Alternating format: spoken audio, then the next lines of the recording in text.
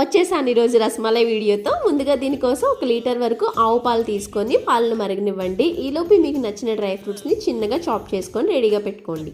Next కొద్దిగా వాటర్లో 2 స్పూన్ల వెనిగర్ వేసి ఒకసారి మిక్స్ చేసుకొని పాలు మరిగాక కొంచెం కొంచెం యాడ్ చేస్తూ కలుపుకోండి. ఇలా చేస్తే పాలు విరిగిపోతాయి. ఇలా విరిగిన పాలని ఏదైనా క్లాత్లో వేసేసుకొని వడకట్టేసుకొని 2-3 సార్లు బాగా వాష్ చేసేసుకొని గట్టిగా స్క్వీజ్ చేసేయండి. కొంచెం చెమ్ముంటే సరిపోతుంది.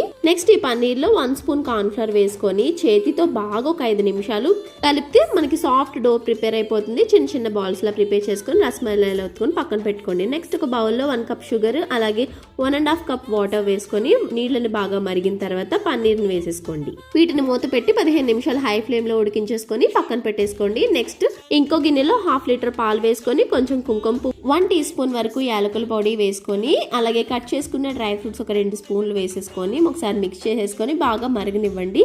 పాలు బాగా దగ్గరికి అయిన తర్వాత ఒక 1/2 కప్ షుగర్ వేసేసుకొని చల్లారబెట్టేసుకోండి.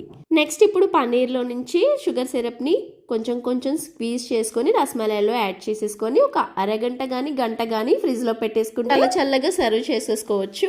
మన హోమ్ మేడ్ రసమలై అయితే రెడీ అయిపోయింది. ఇంట్లోనే హైజీన్గా. ఇంకా టేస్ట్ విషయానికి వస్తే చాలా బాగుంది ఎప్పటిలాగానే.